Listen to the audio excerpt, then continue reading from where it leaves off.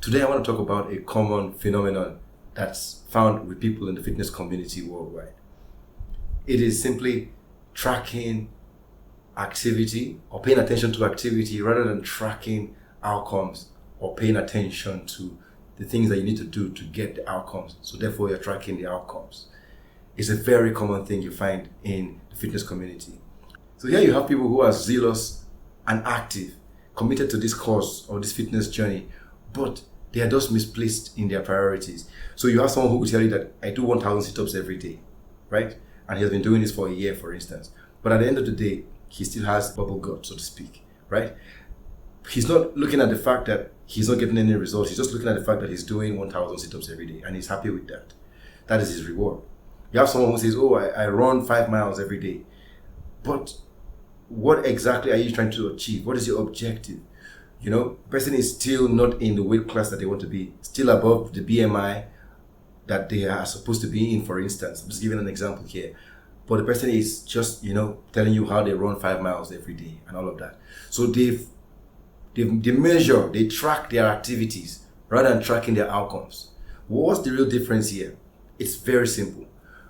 You must be focused on the outcome. You must be about what you are trying to achieve, and therefore taking the steps and doing the things necessary to achieve those things. Because there are various journeys, there are various roads that lead to different destinations. But you need to understand where you're going to know the exact road to take. If you were going to a particular restaurant that was near your house, for instance, you know how to get there. You know the signposts you're going to see on your way there, and you know when you are on the way there, and you know when you finally arrive there, right? And if you are going in another direction, you would know that this is not what I'm supposed to be seeing. I'm supposed to be saying this and that before I get to that restaurant. But so you know that you're on the wrong road and you can quickly make a turn, right? In the same way, it is with fitness. If your goal is to lose weight, for instance, you know the steps to take. You will focus more on this, less on that, for instance. If your gain was to build muscle, the same thing. You know the steps to take. There's no one size or one cap fits all or one size fits all in this scenario. But if you are not tracking your outcomes, which will be measurable, you would end up just tracking your activity. So you tell people and you are always going to be sounding like you're even boasting. Oh, I go to the gym 5 times a week. Oh, I run 5 miles a day. I do 1,000 sit-ups a day. But the question is, what is the outcome? Are you actually getting the results that you want? And why is this important? It is so important. And I'm telling you this now at the end of a year, because the new year is going to start soon and new year resolutions will soon start coming out and people will want to start getting into fitness. But a lot of people have done this thing multiple times over the years and they are beginning to get frustrated. It's important because it can be frustrating. Because you might sound like, oh, you are accomplishing things, you're telling people, oh, you're doing this every day, you're doing that every day. But deep down inside, when you look at the mirror, you can see that you're not actually achieving the results that you want. And that's like the reflection of the truth. And every time that you face that truth, you are a little bit unhappier than the last time you did it.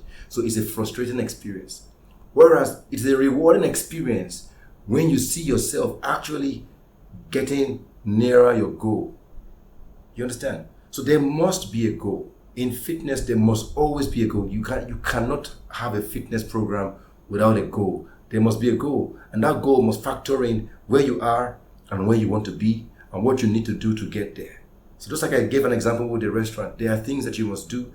There are signs and there are measurements. There are things that you will observe in your journey and that you will know that you're on the right track. And if you don't observe these things, then you can retrace your steps and adjust, adapt. It means that you're not doing something correctly. You can address this, address that, then get it back. So you need to be focused on the outcome. What exactly is your outcome? For instance, somebody who wants to bulk up. You want to bulk up and build muscle. Then here you are in the gym lifting weights, increasing your weights. But after you're done, you go and run on the treadmill for 2 hours. You see, what you're doing on the treadmill now is catabolic. That means it's going to be kind of like eating up your muscles. You're not supposed to be doing that kind of cardio, 2-hour treadmill cardio, if you are trying to bulk up. You see what I mean? So I'm just giving you an example there. So here you are doing stuff that is against what your goal really is. But it's an activity that you can track and it can be something that you can be proud of. Oh, I run 2 hours on the treadmill. But what are you going to observe? After 6 months, after 1 year, you've not increased in mass. Your muscle strength has not increased. As a matter of fact, you might most likely even reduce in size. And that's because you were not focused on what your goal is supposed to be, right? So one must have their goals in focus, and that will determine the steps you need to take to get there. So, like I said, measure your goals. Measure your progress towards your goals. What is your goal? Where are you now? What do you need to do to get there? If what you're doing is not giving you the results you are supposed to be getting, then it either means you're not doing it correctly or you're doing the wrong thing. So what do? You seek for counsel, you seek for the right information and apply that again. So that the joy that you will get is that you're getting the result that you want to get. It might take you 3, 4, 5 tries of trying out different things before you find out what finally works for you. But the good thing about this is that when you finally find out what works for you, then the joy of fitness comes into your life because you are now seeing the progress. You are seeing the transformation, this body transformation that you have so much desired. You are seeing it now because you can see that, oh, I'm making progress in this thing. That's your joy. So focus on it. You have to have measuring tools. So for instance, you need to have a scale.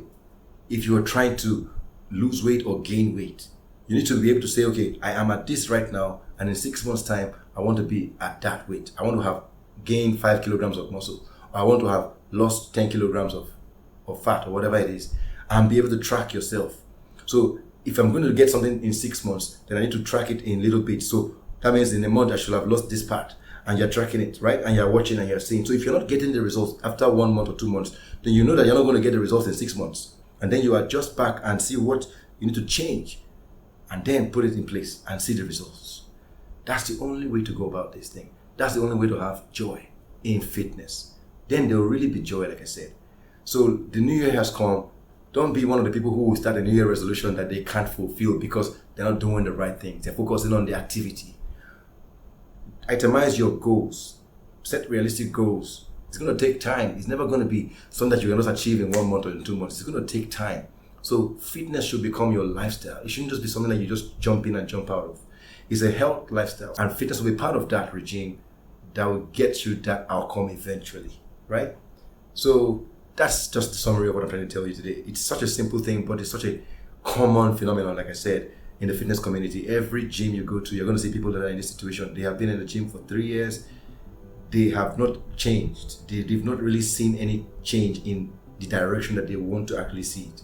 It's just because they are focusing on activity rather than focusing on the outcomes. So just to tell you that for today, I wish you a wonderful week ahead. Make sure you put these things in perspective. Stay healthy, stay fit, be the best that you can be. So till next time, have a lovely one.